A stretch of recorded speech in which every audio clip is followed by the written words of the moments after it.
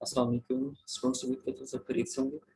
मेरे ये lecture specially Jinnah Islamia college of commerce Rawalpindi campus के लिए है और आज के लेक्चर के अंदर हम डिस्कस करेंगे एडवांस अकाउंटिंग को। और हमारा जो टॉपिक होगा, आज हम दो चैप्टर्स को डिस्कस करेंगे। एक चैप्टर का हम इंट्रोडक्शन करेंगे और एक चैप्टर को हम वाइंड अप करेंगे, ठीक है। तो जो चैप्टर हम ऑलरेडी करते आ रहे हैं, हमारे पास है hire purchase and instalment purchase. तो इसका हम क्वेश्चन नंबर 9 डिस्कस करेंगे और जो कॉन्ट्रैक्ट अकाउंट है, जो हमारा कोर्स का लास्ट चैप्टर है, उसको हम डिस्कस करेंगे। उसका हम थोड़ा सा इंट्रोडक्शन करेंगे और एक हम क्वेश्चन भी डिस्कस करेंगे। तो इन टोटल लेक्चर नंबर 7 है और इस चैप्टर का जो हायर परचेज और इंस्टॉलमेंट परचेज है, उसका ये लेक्चर नंबर 3 है और कॉन्ट्रैक्ट अकाउंट का लेक्चर नंबर 1 ट्रीट होगा, ठीक है स्टूडेंट्स। तो क्लास एडीसी पार्ट 2 है, चैप्टर नंबर 10 और 9 है। चैप्टर 10 जो है हायर परचेज और इंस्टॉलमेंट परचेज, और जो चैप्टर नंबर 9 है हमारे पास, दैट इज कॉन्ट्रैक्ट अकाउंट। आज जो डेट है हमारे पास, दैट इज 5 मई 2021। तो अब हम जरा मूव करते हैं अपने मेन टॉपिक की तरफ और हम डिस्कस करते हैं आज क्वेश्चन नंबर 9 को। और क्वेश्चन नंबर 9 में हम जो चीज़ डिस्कस करेंगे, उसमें हमारे पास जो कैश प्राइस तो अवेलेबल होगी, लेकिन हमें इंस्टॉलमेंट नहीं गिवन होगी। हम इंस्टॉलमेंट की वैल्यू कैलकुलेट करेंगे और इंस्टॉलमेंट की वैल्यू को कैलकुलेट करने के लिए हम यूज करेंगे जो हमारे पास मेथड होता है एन्युटी फैक्टर का, ठीक है स्टूडेंट्स। तो एन्युटी फैक्टर हम कैलकुलेट करेंगे थ्रू एन्युटी फार्मूला और उससे एन्युटी फैक्टर जो आएगा वो हम यूज करेंगे for the calculation of instalment, ठीक है। तो और एन्युटी फैक्टर जो भी आएगा उसको हम क्या करेंगे, ट्रीट करेंगे विद कैश प्राइस, यानी कैश प्राइस को हम एन्युटी फैक्टर को से डिवाइड करेंगे। तो जो वैल्यू आएगी हमारे पास, that would be equal to value of the amount of instalment, ठीक है स्टूडेंट्स। अब यहाँ पर देखिए हमारे पास क्वेश्चन नंबर 9 है और P Limited purchase a machinery on hire purchase from Y Limited on 1st January 2015. The following are the particulars of the hire purchase agreement. अब आपको गिवन है cash price of the machine given है, that is rupees 59,685 और जो rate of interest given है that is 10% per annum और depreciation जो है that is 20% on original cost. Original cost मतलब स्टूडेंट्स ये है कि वही जो फिक्स्ड इंस्टॉलमेंट मेथड है, ठीक है। तो ओरिजिनल कॉस्ट मेथड को हम फिक्स इंस्टॉलमेंट मेथड भी कहते हैं और इसी को हम स्ट्रेट लाइन मेथड भी कहते हैं, ठीक है।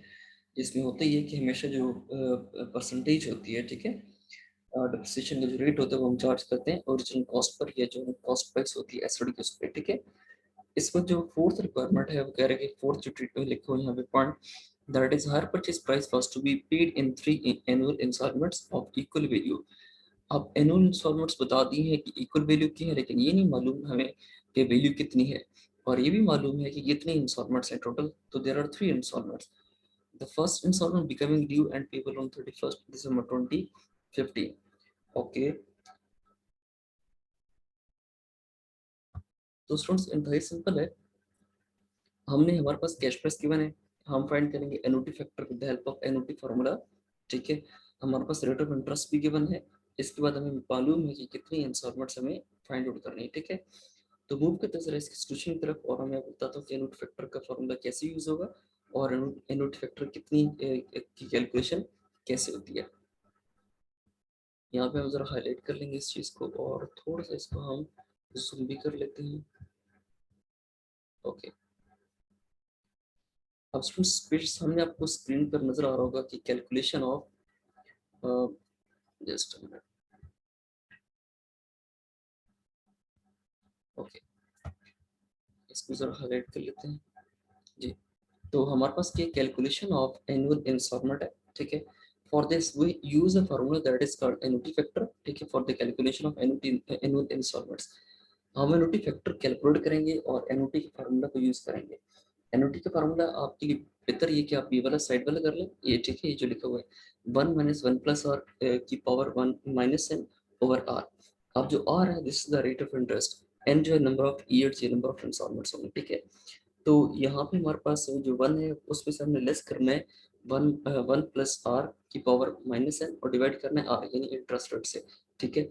अब इंटरेस्ट की जो रेट था हमारे पास, इंटरेस्ट रेट था वो 10% था, तो 10% मतलब 10 को 100 से डिवाइड कर लें तो 0.1, ठीक है। तो अब यहाँ पर ये जो ऊपर आर लिखा हुआ है, इसी जगह आप क्या पुट करेंगे 0.1, ठीक है। तो 1 में आप एडअप कर देंगे इससे जो साथ लेके 1 प्लस, तो 1 में आप ऐड करेंगे 0.1 को तो वैल्यू बन जाएगी 1.1, ठीक है। ऊपर माइनस एन है तो एन की वैल्यू क्या होगी, हमारे पास 3 होगी। तो हम क्या करेंगे, 3 से ऊपर हमारा एक्सपोनेंट आ जाएगा, पावर आ जाएगी, और नीचे जो रेट ऑफ इंटरेस्ट है वो सेम आएगा 0.1। ठीक है, तो आपने इसको सॉल्व कर लेना। अल्टीमेटली जब सॉल्व करेंगे तो बेशक आप उस मेथड से कर लें, बेशक आप इस दूसरे वाले फॉर्मूले से कर लें। ठीक है, जो लिखा हुआ है 1 + 1 माइनस 1/1 + i की पावर n ओवर आई। ठीक है, आई जो है हमारे पास क्या है, रेट ऑफ इंटरेस्ट है। आप इस मेथड से भी कर सकते हैं, और जो आपको मैंने ये दूसरा बताया ये वाला, ठीक है स्टूडेंट्स, आप इस मेथड से भी कर सकते हैं। तो एन क्या है हमारे पास, नंबर ऑफ इंस्टॉलमेंट्स है। ठीक है, आई हमारे पास रेट ऑफ इंटरेस्ट है, और इसके बाद हमारे पास जो टोटल इंस्टॉलमेंट्स है 3 है, और रेट ऑफ इंटरेस्ट 10 है। तो करते करते जब हम ये सारा काम कर लेंगे तो हमारे पास जो कैलकुलेशन के बाद जो आंसर आएगा दैट इज 2.48685। ठीक है स्टूडेंट्स, तो यहाँ पे हमारे पास क्या, ये हमारे पास आ जाता है एनुटी फैक्टर। इसको हम जरा हाईलाइट कर लेते हैं कि हमारे पास एनुटी फैक्टर की वैल्यू क्या बनी है। ठीक है स्टूडेंट्स, अब एनुटी फैक्टर की वैल्यू हमारे पास बन गई 2 पॉइंट, इसको जरा हाईलाइट कर लेते हैं, दिस इज इक्वल टू 2.48685। ठीक है, तो ये हमारे पास आ गई एनुटी फैक्टर की वैल्यू। अब हम क्या करेंगे, जो हमारे पास कैश प्राइस है उसको हम डिवाइड कर लेंगे एनुटी फैक्टर से 2.48685 से। तो हमारे पास क्या आ जाएगा, हमारे पास एनुअल इंस्टॉलमेंट आ जाएगी। तो मूव करते हैं जरा नेक्स्ट स्लाइड पर, और देखते हैं हमारे पास क्या चीज कैसे कैलकुलेट है।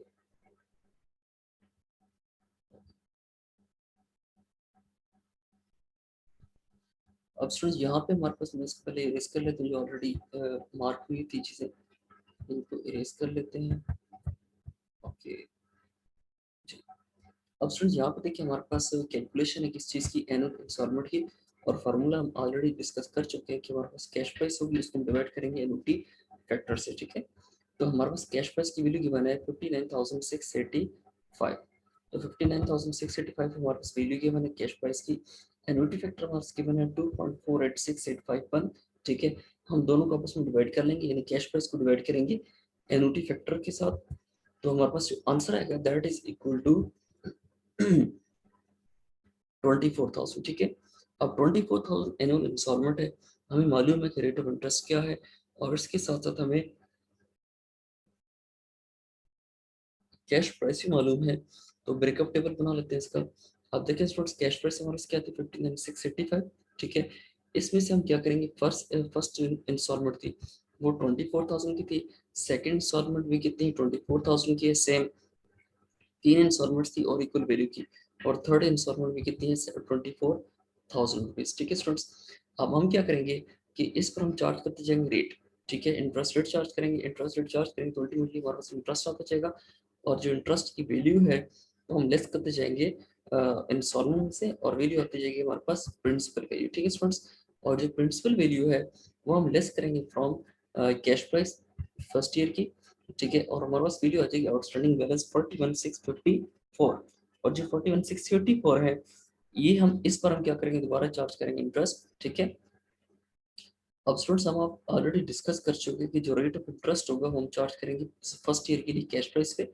अगर डाउन पेमेंट नहीं किया तो डाउन पेमेंट अगर गिवन है तो पहले हम लेस करेंगे डाउन पेमेंट, उसके बाद जो आएगा आउटस्टैंडिंग बैलेंस उस पर हम चार्ज करेंगे फर्स्ट इंस्टॉलमेंट के लिए इंटरेस्ट का रेट। ठीक है, लेकिन यहाँ पे डाउन पेमेंट नहीं है तो डायरेक्टली हम क्या करेंगे, जो कैश प्राइस है उसी पे हम रेट चार्ज करेंगे 10%। तो वैल्यू आ जाएगी 5969, उस 5969 को हम 24,000 से लेस करेंगे तो प्रिंसिपल की वैल्यू आ जाएगी। फिर प्रिंसिपल की वैल्यू हम कैश प्राइस में से लेस करेंगे तो वैल्यू आ जाएगी 41,654। ओके, यहाँ तक स्टूडेंट्स क्लियर हो गया होगा। अब इस 41,654 पे हम रेट चार्ज करेंगे 10%, तो आपके पास इंटरेस्ट आ जाएगा 4165। 4165 को हम लेस करेंगे 24,000 से तो वैल्यू आ जाएगी 19,835। इसी वैल्यू को हम लेस करेंगे 41, यानी आउटस्टैंडिंग बैलेंस है 41,654 से, तो हमारे पास आंसर आ जाएगा 21,819। ठीक स्टूडेंट्स, और लास्ट की इंस्टॉलमेंट 24,000 है, हमारे पास जो आउटस्टैंडिंग बैलेंस है 21,819 यही हम ट्रीट करेंगे एज ए प्रिंसिपल, और इसको सब्ट्रैक्ट कर लेंगे फ्रॉम इंस्टॉलमेंट वैल्यू 24,000। तो जो डिफरेंस आएगा हमारे पास that will be the value of interest. ठीक है, तो इंटरेस्ट आ गया हमारे पास, उस वक्त प्रिंसिपल वैल्यू हम लेस कर लेंगे आउटस्टैंडिंग बैलेंस से, तो हमारे पास आउटस्टैंडिंग बैलेंस नील हो जाएगा। तो अल्टीमेटली हमारे पास जो प्रिंसिपल वैल्यू है वो बिल्कुल सेम है जो कि हमारे पास कैश प्राइस थी 59,685। और इसके अलावा जो इंटरेस्ट की वैल्यू है 5969 प्लस 4165 और 2182, इन तमाम वैल्यूज को हम आपस में एडअप करेंगे तो वैल्यू बन जाएगी 12,315 ठीक है स्टूडेंट्स। दोनों वैल्यूज को हम एडअप करेंगे 59,685 और 12,315 को, तो वैल्यू बन जाएगी हमारे पास 72,000। और ये वही वैल्यू है, और ये वही वैल्यू है जो हम क्या करेंगे, कैलकुलेट करते हैं जब हम तीनों इंस्टॉलमेंट्स को आपस में एडअप करते हैं। तो बेशक आप एडअप इस तरह कर लें इन तीन को, या बेशक आप एडअप कर ले इन दो को, प्रिंसिपल ऑफ इंटरेस्ट और इंटरेस्ट को, आपका आंसर क्या है, सेम 72,000 आएगा। अगर ये आंसर ठीक नहीं आ रहा, इट मीन्स आपके क्वेश्चन में कुछ ना कुछ प्रॉब्लम है। ठीक है स्टूडेंट्स, इसको जरा इरेज कर लेते हैं, इसके बाद हम मूव करते हैं जरा नेक्स्ट स्लाइड पर।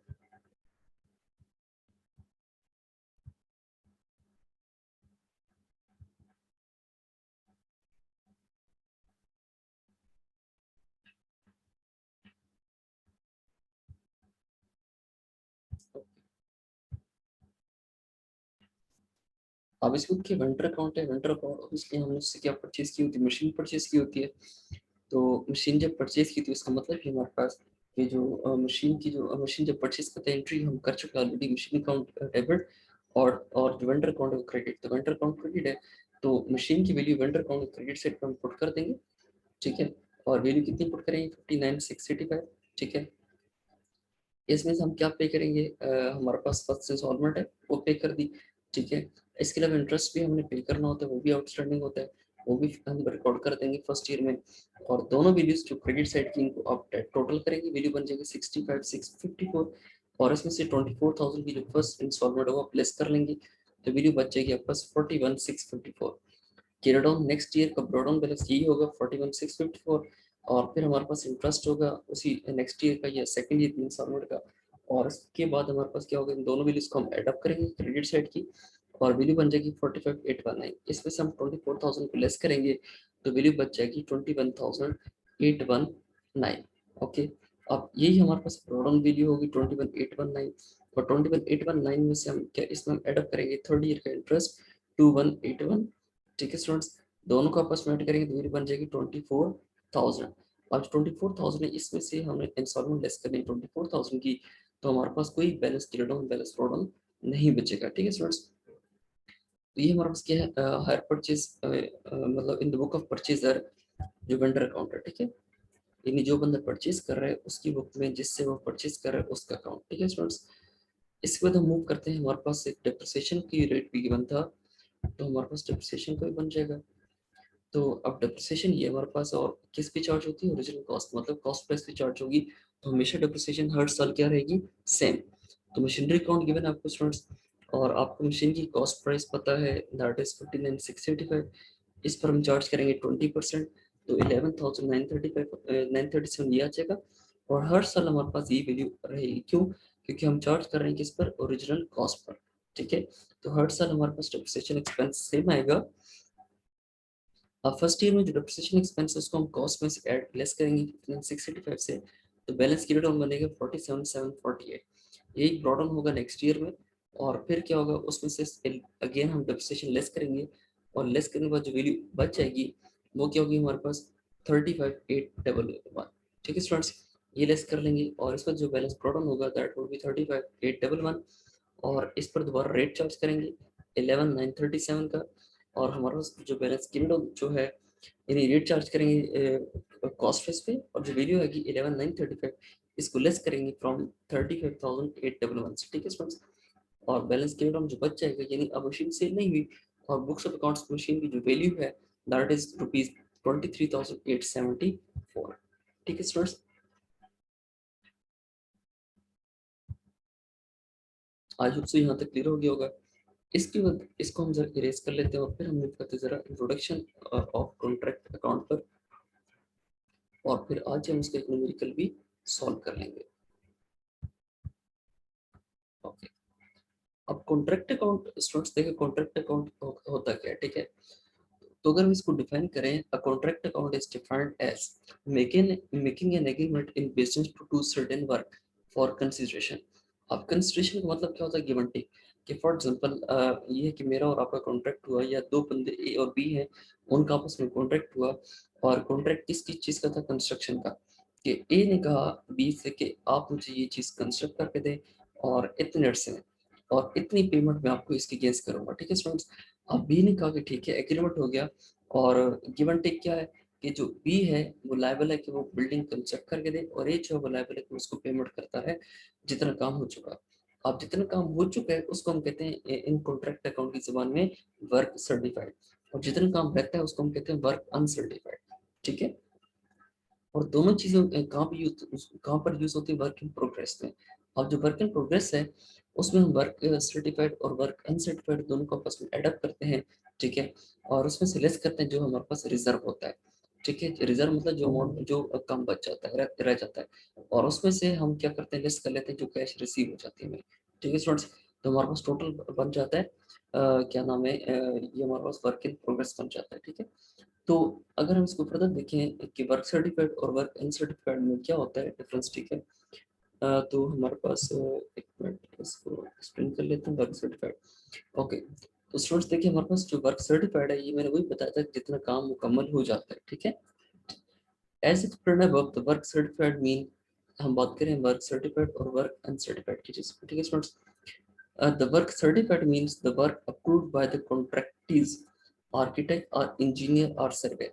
मतलब जो काम अप्रूव हो जाता है कि हाँ इतना काम मुकम्मल हो चुका है, उसे हम कहते हैं वर्क सर्टिफाइड, ठीक है। और इसके बाद अगर हम बात करें वर्क अनसर्टिफाइड की, तो उसको डिफाइन करने के लिए हम कहते हैं कि सच वर्क, यानी यहाँ से, ठीक है, such work which has not been so far approved, which is not been so far approved by the contractees, architect or surveyor, is termed as work uncertified। Okay students, तो हमारा पास work certified और work uncertified में difference clear हो गया कि work certified का मतलब क्या है कि जो काम आपने, मतलब जो काम कॉन्ट्रैक्टीज के आर्किटेक्ट या इंजीनियर या सर्वेयर ने कह दिया कि अप्रूव कर दिया, यानी जो कॉन्ट्रैक्टीज के आर्किटेक्ट या इंजीनियर या सर्वेयर ने जो काम अप्रूव कर दिया वो हमारे पास वर्क सर्टिफाइड होगा, और जो काम अप्रूव नहीं किया वो हमारे पास क्या होगा, वर्क अनसर्टिफाइड होगा, ठीक है स्टूडेंट्स। इसके बाद अगर हम material and store at site की बात करें, तो ये वही बात है जो आपके पास क्लोजिंग स्टॉक बच जाता है, ठीक है। If any material or stores, if any material or stores unutilized, remain unutilized at the end of the counting period, यानी जिस closing stock की बात होती है, the amount will be debited to the materials or store at site account, ठीक है। तो material और स्टोर एट साइट अकाउंट में क्या होगी, वो वैल्यू डेबिट होगी, and credited to the contract account, और कॉन्ट्रैक्ट अकाउंट में क्या होगा, क्रेडिट होगा टॉप पे, ठीक है।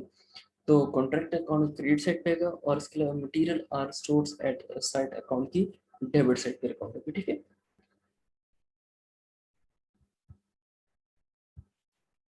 इसको हम नेक्स्ट मूव करते हैं नेक्स्ट स्लाइड पर। यहाँ तक स्टूडेंट्स क्लियर हो गया कि वर्क सर्टिफाइड और अनसर्टिफाइड इंपॉर्टेंट है, कि जो काम अप्रूव हो जाए कि हाँ इतना हो चुका, दैट इज वर्क सर्टिफाइड, और जो अप्रूव अभी होना बाकी हो, दैट इज वर्क अनसर्टिफाइड। इसके बाद अगर हम बात करें फर्दर वर्क इन प्रोग्रेस की, ठीक है स्टूडेंट्स, इसको जरा हम थोड़ा हाईलाइट कर लेते हैं, हाईलाइट किया ना, थोड़ा इसको जूम कर लेते हैं इस स्लाइड को। ओके, ओके स्टूडेंट्स, इसको मैं जरा इसके साथ हाईलाइट भी कर लूंगा, नोटेट कर लेता हूँ। ओके, तो अब हम क्या बात करें, सिर्फ और सिर्फ वर्क इन प्रोग्रेस की। As discussed above, the work in progress includes the amount of work certified and the amount of work uncertified, यानी वर्क सर्टिफाइड और वर्क अनसर्टिफाइड को हम क्या कर लेते हैं, एडअप कर लेते हैं। The work in progress will appear on the asset side of the balance sheet. अब जो एसेट साइड है बैलेंस शीट में, जब अगर हम जब बैलेंस शीट बनाएंगे तो उसमें एसेट साइड पे रिकॉर्ड होगा वर्क इन प्रोग्रेस, और the amount of cash received from the contractees and reserved for contingencies as discussed in the next few pages in case of incomplete contracts will be deducted out of its amount। यानी क्या होगा कि जो हमारे पास cash received होगा, ठीक है, और जो रिजर्व होगा वो भी क्या होगा, दोनों की दोनों क्या हो जाएंगे, लेस हो जाएंगे, ठीक है, दोनों डिडक्ट हो जाएंगे, और फिर जो वैल्यू बच जाएगी that is the net value of work in progress, ठीक है। और वर्किंग प्लस एसेट साइड पे आएगा इन बैलेंस शीट, ठीक है। और अगर हम कॉन्ट्रैक्ट अकाउंट की बात करें तो उसकी क्रेडिट साइड पे आता है। और अगर स्टूडेंट्स को हम देखें तो work in progress will account will appear as follows in the balance sheet when work certified have been treated according to the first method. अगर फर्स्ट मेथड हो तो क्या ट्रीट होता है, अब देखिए हमारे पास इसको थोड़ा सा हम कर लेते हैं, रिवाइज कर लेते हैं।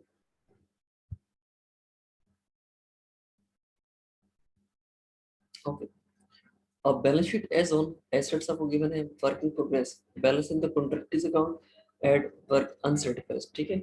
और लेस करेंगे रिजर्व फॉर अनरियलाइज्ड प्रॉफिट। अब रिजर्व फॉर अनरियलाइज्ड प्रॉफिट कैसे कैलकुलेट करते हैं, ये हम सारा का सारा काम सीखेंगे जब हम न्यूमेरिकल क्वेश्चन को ट्राई करेंगे।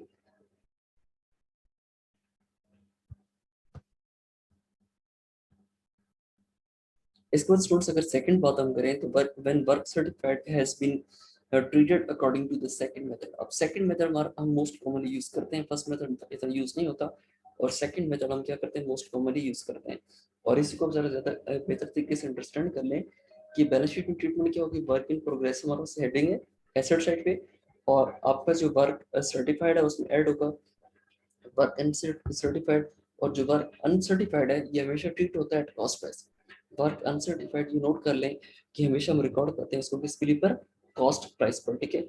लेस करेंगे इसमें से रिजर्व फॉर अनरियलाइज्ड प्रॉफिट, और कैसे कैलकुलेट होगा ये हम न्यूमेरिकल से देखेंगे। और इसमें से हम लेस करेंगे अमाउंट रिसीव फ्रॉम कॉन्ट्रैक्टर्स, यानी जो कैश रिसीव हो जाता है वो हम लेस करेंगे, ठीक है स्टूडेंट्स। इसके बाद अगर इसको मैं इरेज करूँ और हम नेक्स्ट स्लाइड को मूव करते हैं इसके बाद कि उसमें क्या चीज़ कैसे ट्रीट होगा।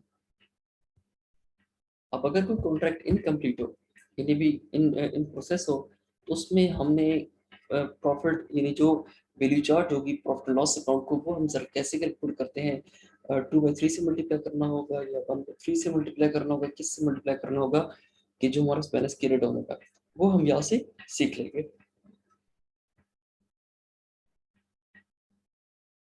और इसके लिए हमारे पास कुछ मेन पॉइंट्स है। ओके, अब मेन पार्ट्स को हम वन बाय वन डिस्कस कर लेते हैं। तो स्टार्ट से पढ़ रहा हूँ, मैं डिस्कस कर रहा हूँ। There are no hard and fast rules regarding calculation of figures profit figures for profit to be taken to the credit of profit loss account. However, the following rules may be followed. अब ये rules follow होते हैं, इसके मुताबिक हम क्या करते हैं कि प्रॉफिट को क्रेडिट करते हैं टू प्रॉफिट लॉस अकाउंट, ठीक है। अब सिचुएशन ये कि profit should be considered in respect of work certified only, work uncertified should always be valued at cost. ये चीज हम पहले डिस्कस कर चुके हैं कि जो वर्क अनसर्टिफाइड होगा ये हमेशा ट्रीट होगा एट कॉस्ट प्राइस, और हम जो प्रॉफिट कैलकुलेट करेंगे वो सिर्फ और सिर्फ कैलकुलेट करेंगे on the basis of work certified. इसके बाद हमारे पास जो सेकंड पार्ट है उसमें हम बात करेंगे कि no profit should be taken into consideration if the amount of work certified is less than 1/4 of the contract price. यानी अगर फॉर एग्जांपल मैंने जिस तरह एग्जांपल ली थी ए और बी का आपस में एग्रीमेंट हुआ कि कंस्ट्रक्शन ऑफ बिल्डिंग का, और अगर टाइम जितना भी था, और अगर मतलब जो सर्वे था उसने चेक किया और जो काम था वो 1/4 of the total contract price के से भी कम था, ठीक है। कि जो वर्क 1/4 मतलब फॉर एग्जांपल मैं कहता हूँ 1 लाख का 1 लाख कॉन्ट्रैक्ट है, उसकी 1/4 वैल्यू क्या बनती है 25,000। अब अगर वो काम 25,000 कॉस्ट से भी कम हुआ है तो ये ट्रीट तब हो रहा है, ठीक है। तो इस केस में हम क्या करेंगे, कोई भी प्रॉफिट रियलाइज, कोई भी प्रॉफिट हम ट्रीट नहीं करेंगे, ठीक है। तो no profit should be taken into consideration if the amount of work certified, यानी अमाउंट ऑफ वर्क सर्टिफाइड क्या होगा 1/4 टाइम्स से भी कॉन्ट्रैक्ट प्राइस से भी कम होगा। यानी 1 लाख का कॉन्ट्रैक्ट था 1/4 25,000, तो अगर उस पर कॉन्ट्रैक्ट पर जो बिल्डिंग है कंस्ट्रक्शन बिल्डिंग उस पर काम उस पर जो काम है उसकी जो कॉस्ट है वो 1/4 कॉन्ट्रैक्ट प्राइस से भी कम है, यानी 25,000 से कॉस्ट कम अभी तक इंकर हुई है, तो हम कोई प्रॉफिट रियलाइज से कोई प्रॉफिट चार्ज नहीं करेंगे, क्रेडिट नहीं करेंगे प्रॉफिट एंड लॉस अकाउंट पे। थर्ड बात में ये है स्टूडेंट्स कि अगर if the amount of work certified is 1/4 or more but less than 1/2 of the contract price, अब contract price हमने assume किया है 1 लाख, अब 1/2 का मतलब क्या होगा हाफ, और 1/4 का मतलब 25,000। अगर जो है कॉस्ट ये टोटल कॉस्ट है 1 लाख, लेकिन अब अगर मैं अगर सर्वेयर हूँ, मैं खुद हूँ, ये सर्वेयर है या उसका कोई सर्वेयर बंदा है और वो जाता है चेक करता है कि कितना काम हो चुका है, और काम की कॉस्ट जो है वो इनकर हो जाती है 25,000 से ज्यादा लेकिन 50,000 से कम। इस केस में क्या होगा, जो प्रॉफिट होगा उसका हम 1/3 ट्रीट करेंगे, ठीक है। कि जो हमारे पास वैल्यू आएगी उसका 1/3 उसको 1/3 से मल्टीप्लाई करेंगे, और फिर हम उसको करेंगे work certified divided by contract price. ठीक है स्टूडेंट्स, ये कैसे करेंगे ये आपको मैं बताऊंगा न्यूमेरिकली। फोर्थ पॉइंट में ये है कि अगर काम जो है 1/2 से ज्यादा लेकिन 2/3 से कम है, कि if the amount of work certified is 1/2 or more of the contract price than 2 by, यानी अगर हाफ या हाफ से ज्यादा काम हो चुका है लेकिन सारा काम नहीं हुआ, इनकम्प्लीट है, तो इस केस में हम क्या करेंगे, 2/3 जो प्रॉफिट होगा, 2/3 पार्ट ऑफ द प्रॉफिट वो हम रियलाइज करेंगे, डिस्क्लोज करेंगे into credit side of profit and loss account. ठीक है, और फिर मल्टीप्लाई करेंगे वर्क सर्टिफाइड से, डिवाइड करेंगे हम कॉन्ट्रैक्ट प्राइस से। ठीक है, तो प्रॉफिट कैसे ट्रांसफर होगा, ये नीचे आपको गिवन है, profit transfer to profit loss account.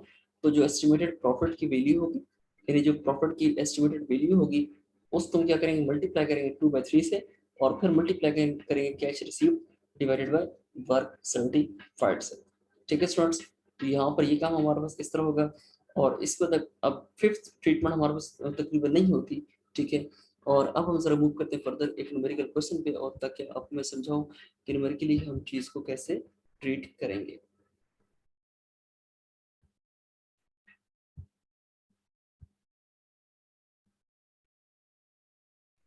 Okay students, ये एक छोटा सा क्वेश्चन है मेरे पास, क्वेश्चन नंबर 1 एक्सरसाइज का। ठीक है, और यहाँ पे वो कह रहा है कि the following were the expenditures on a contract for rupees 600,000 commenced on 1st of January 2017। अब जो टोटल कॉन्ट्रैक्ट प्राइस है that is rupees, the following were the expenditure on a contract for 600,000।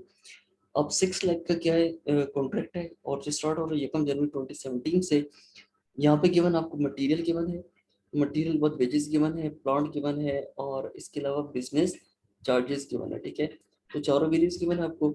अब जो प्लांट है, तो plant तो balance sheet का part होता है, लेकिन इस पे अगर हम बात करें कॉन्ट्रैक्ट अकाउंट में क्या होता है, तो कॉन्ट्रैक्ट अकाउंट की जो डेबिट साइड है उस पर यहाँ पे इसमें ट्रीट होता है, इसकी डेप्रिसिएशन ट्रीट होती है जो कि एक्सपेंसेस है। ठीक है, तो जितने भी कॉन्ट्रैक्ट के एक्सपेंस होते हैं वो कॉन्ट्रैक्ट अकाउंट की डेबिट साइड पे या लेफ्ट साइड पे आते हैं, और बाकी जो वर्क इन प्रोग्रेस है वो हमारा मूव करता है टुवर्ड्स क्रेडिट साइड, और साथ साथ क्लोजिंग स्टॉक भी मूव करता है क्रेडिट साइड पर। अब cash received on amount on account to 31 December amounting to rupees 2,40,000। अब जो कैश रिसीव है वो कितना है, 2,40,000 being 80% of the work certified. देखें जितना जो काम था उसका क्या है कि to cash receive on account to 31 December amounting to 2,40,000 being 80% of the work certified. अब जो वर्क सर्टिफाइड था, यानी कितना काम कंप्लीट हो चुका था, उसका जो काम, उसके जो पैसे रिसीव हुए वो 2,40,000 है। The value of the material on hand at 31st December was rupees 10,000. This is the closing stock. यानी एट द एंड जो मटेरियल होता है बच जाता है, ये कि काम होगा टुवर्ड्स क्रेडिट साइड या right side of contract account. Prepare account showing the position at the end of the year, and the proportion of the profit, यानी estimated profit कितना आता है, which might reasonably be taken to profit and loss account after 10% depreciation on plant। तो plant की value कितनी, 20,000, 10% क्या होगा 2,000, तो 2,000 क्या होगी, इसकी डेप्रिसिएशन होगी। अब स्टूडेंट्स हम देख लेते हैं इसका सॉल्यूशन क्या है हमारे पास।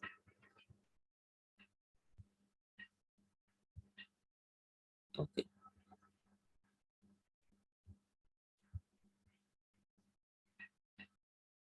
अब स्टूडेंट्स देखिए इसको हम जरा हाईलाइट भी कर लेंगे साथ, कि हमारे पास जो एक्सपेंसेस थे यहाँ पे आप ट्रीट करेंगे पर्टिकुलर रुपीज, पर्टिकुलर और रुपीज। ठीक है, यहाँ पर क्या होगा, particulars, P stands for particular. ठीक है, और यहाँ पर भी क्या करते हैं पर्टिकुलर्स, और यहाँ पर क्या होगा रुपीज,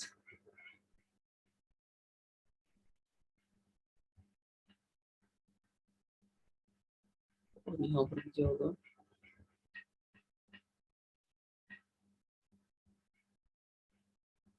रुपीज। ठीक है स्टूडेंट्स, अब मटेरियल जो है ये हमारे पास एक्सपेंस है, सर्वर वेजेस एक्सपेंस है, डेप्रिसिएशन की बात की थी हमने वो एक्सपेंस 2,000 का, बिजनेस चार्जेस की बात की थी हमने वहाँ हमारे पास 86 मिनट के थे, सबको आप डेबिट कर दिया इस तरफ राइट साइड पे। वर्क सर्टिफाइड हमारे पास कैसे कैलकुलेट होगा, कि 2,40,000 को मल्टीप्लाई करेंगे 100 के साथ। इसको जरा मैं कैलकुलेट कर लेता हूँ, यहाँ पर साइड पे कैलकुलेट कर लेता हूँ। 2,40,000 बीबी थी, मल्टीप्लाई 100 के साथ करेंगे, डिवाइड करेंगे इसको 80 के साथ। ठीक है स्टूडेंट्स, तो मैं आपको वर्क सर्टिफाइड की वैल्यू यहाँ पे सर कैलकुलेट करके देता हूँ, कि 2,40,000 हमारे पास वो वैल्यू थी जो हम रिसीव कर रहे थे, मल्टीप्लाई करेंगे इसको आप 100 के साथ, डिवाइड करेंगे आप इसको 80 के साथ, ठीक है। एक मिनट जरा इसको साइड पे कर लेते हैं दोबारा।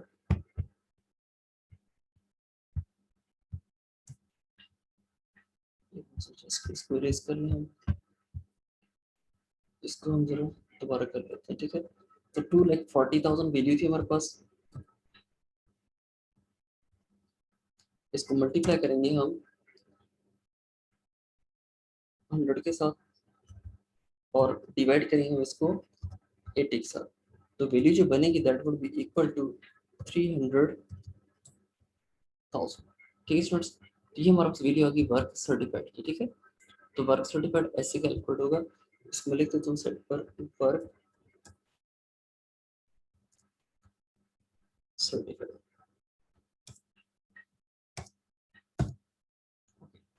300,000 वो आ गया हमारे पास। अब अगर हम फर्दर बात करें क्या चीज़ कैसे कैलकुलेट होती है, तो उसमें हमारे पास वर्क सर्टिफाइड आ गया 300,000 का, ठीक है स्टूडेंट्स, ये हमारे पास।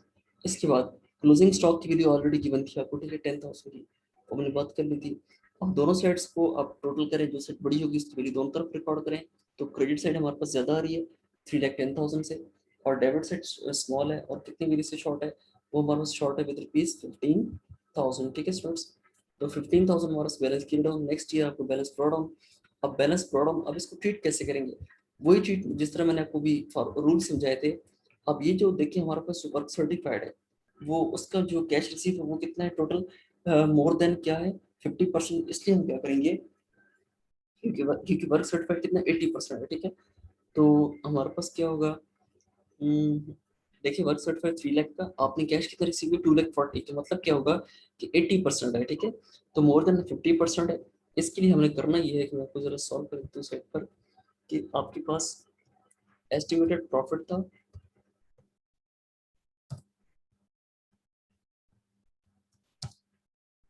इसको मल्टीप्लाई करना है आपने 2/3, ठीक है। और इसको सर मैं सॉल्व कर रहा हूँ, फिर आपको बताता हूँ कैसे करना है इसको। एस्टिमेटेड प्रॉफिट 15,000 हमारे पास, मल्टीप्लाई करेंगे 2 से, डिवाइड करेंगे हम 3 के साथ, ठीक है। और फिर हम क्या करेंगे इसको 80 के साथ मल्टीप्लाई करेंगे और 100 से डिवाइड कर देंगे, ठीक है। अब इसके बाद हमने इसको मल्टीप्लाई करना है किसके साथ, वर्क सर्टिफाइड के साथ मल्टीप्लाई, और वर्क सर्टिफाइड कितना स्टूडेंट्स 80%, और फिर डिवाइड कर देंगे इसको हम 100 के साथ, ठीक है। तो ये हमारे पास आ जाएगा, इसकी वैल्यू आ जाएगी हमारे पास equal to, this is equal to, इसको कंप्लीट कर लेते हैं, जस्ट अ मिनट।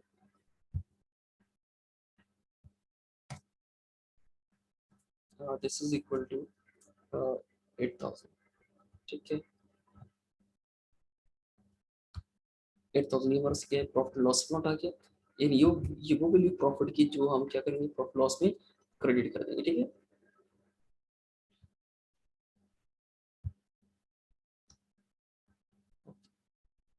अब इसके बाद हमारा ये भी चीज़ कैलकुलेट हो गई, और इसके बाद हमारे पास तकरीबन सारा काम हो गया, ठीक है। अब क्या करेंगे 8,000 आ गया, 8,000 ये हो गया, अब इन दो का डिफरेंस ले लेंगे दोनों साइड्स का, तो हमारे पास डिफरेंस कितना है 7,000, ठीक है स्टूडेंट्स। अब जो 7,000 का डिफरेंस है ये हमारा बैलेंस क्लियर डाउन है, और ये वही वाली वैल्यू जो कि रिजर्व होती है, ठीक है, जो कि रिजर्व होती है अगेंस्ट कॉन्टिजेंसीज, और ये वैल्यू हम लेस करेंगे करते हैं फ्रॉम वर्क इन प्रोग्रेस, ठीक है। तो 8,000 की वैल्यू क्या होगी, अ सॉर्ट ऑफ रिजर्व है, इसको हम लेस करते हैं फ्रॉम वर्क इन प्रोग्रेस, ठीक है। तो work certified plus work uncertified minus this is this 7,000 as a reserve for contingencies, ठीक है। और इसको हम जरा इसको इरेज करके मूव करते हैं फिर नेक्स्ट स्लाइड पर, कि हमारा वहाँ पर ट्रीटमेंट कैसे है।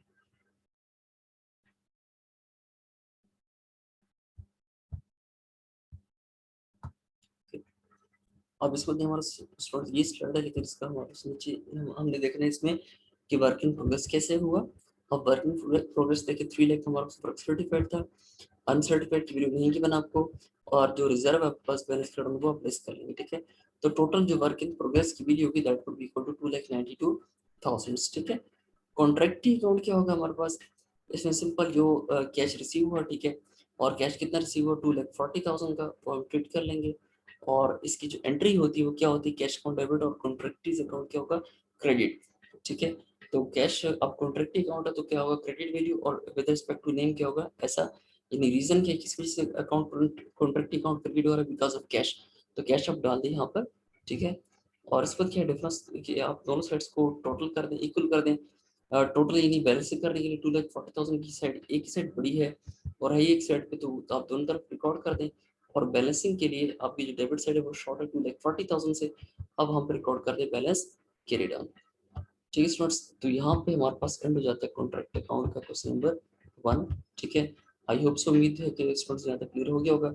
इसके बाद हम मूव करेंगे इंशाल्लाह नेक्स्ट फर्दर क्वेश्चंस पर। यहाँ तक आज का हमारा लेक्चर एंड हो जाता है। ओके स्टूडेंट्स, टेक केयर, अल्लाह हाफिज़।